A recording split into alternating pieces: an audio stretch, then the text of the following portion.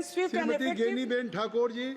माननीय अध्यक्ष महोदय, મને વર્ષ 2024-25ના કેન્દ્ર સરકારના પશુપાલન અને ડેરી મંત્રાલય વિભાગ નિયંત્રણ હેઠળ માગણીઓમાં ચર્ચા લેવા માટેનો મોકો આપ્યો એ બદલ અમારા નેતા રાહુલજીનો ખૂબ ખૂબ આભાર માનું છું। આ વિભાગમાં 7,137.68 કરોડની ફાળવણી કરવામાં આવેલી છે, તેને વધારવામાં આવે। માનનીય અધ્યક્ષશ્રી, ગૃહના મોટા ભાગના સભ્યોએ ગૌ માતા માટેની વાત કરી।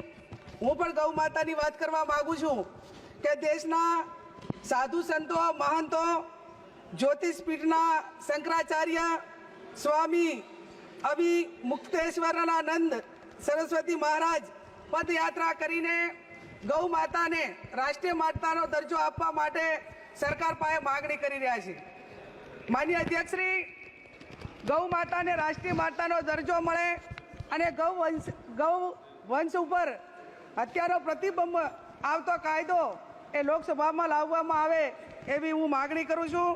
માનનીય અધ્યક્ષશ્રી, ગાયોને નિભાવણી માટે પશુ દીઠ તમામ ગૌશાળાઓને 100 રૂપિયા પ્રતિ દીઠ આપવામાં આવે એ પણ હું માગણી કરું છું।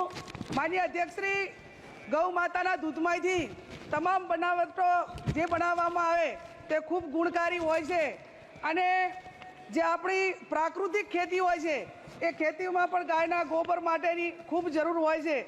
માનનીય અધ્યક્ષશ્રી, પશુની ખરીદી કરવામાં આવે અને પશુપાલક તેનો ઇન્સ્યોરન્સ લે છે ત્યારે એના ઉપર 18% જીએસટી લગાડવામાં આવે છે, તો એ જીએસટી હટાવી દેવામાં આવે એવી પણ હું માગણી કરું છું।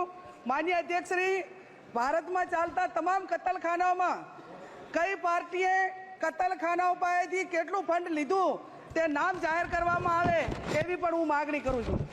માનનીય અધ્યક્ષશ્રી, પશુપાલકોના જે ગૌચરો હતા તે મોટા ભાગે ઉદ્યોગપતિઓને આપી દેવામાં આવ્યા છે અને એના કારણે પશુપાલકો અને વન પ્રાણીઓ એ ખૂબ મોટા મુશ્કેલીમાં મુકાણા છે। ત્યારે માનનીય અધ્યક્ષશ્રી, આપના માધ્યમથી માગણી કરું છું કે જે ગૌચરો છે એ ઉદ્યોગપતિઓને કેમને ન આપવામાં આવે અને એના ઉપર જે સુપ્રીમ કોર્ટને પ્રતિબંધ નાખેલો છે એને યથાવત રાખવામાં આવે એવી પણ હું આપની પાસે માગણી કરું છું। માનનીય અધ્યક્ષશ્રી, મારો જિલ્લો બોર્ડરનો જિલ્લો છે અને એમાં સેન્સિટિવ ઝોન છે। આ ઝોનમાં જે જંગલી પ્રાણીઓ છે એ પ્રાણીઓને જે જમીન ફાળવેલી છે એમાં મોટા ભાગે ઉદ્યોગો મીઠાના ઉદ્યોગો આવેલા છે એના ઉપર પ્રતિબંધ મૂકવામાં આવે। માનનીય અધ્યક્ષશ્રી, મારો જિલ્લો એ પશુપાલન સાથે સંકળાયેલો છે અને પશુપાલન સાથે સંકળાયેલો છે ત્યારે મારા જિલ્લામાં બનાસકાંઠા જિલ્લાના ધાનેરા, દાંતીવાડા, પાલનપુર આ તાલુકાઓમાં સિંચાઈની વ્યવસ્થા નથી, એના ઉપર સિંચાઈની વ્યવસ્થા કરવામાં આવે એવી પણ હું આપની પાસે વિનંતી કરું છું। માનનીય અધ્યક્ષશ્રી, જે ડેરીઓની ચૂંટણી અને તમામ સહકારી ચૂંટણીઓ એ એક મંડળીનો ઠરાવ કરવામાં આવે છે, એને બદલે તમામ દૂધના કસ્ટમરો હોય એ ડેરી નિયામકના તમામ પ્રતિનિધિઓને ચૂંટે એવી પણ હું માગણી કરું છું। માનનીય અધ્યક્ષશ્રી, ડેરીનો સૌથી વધારે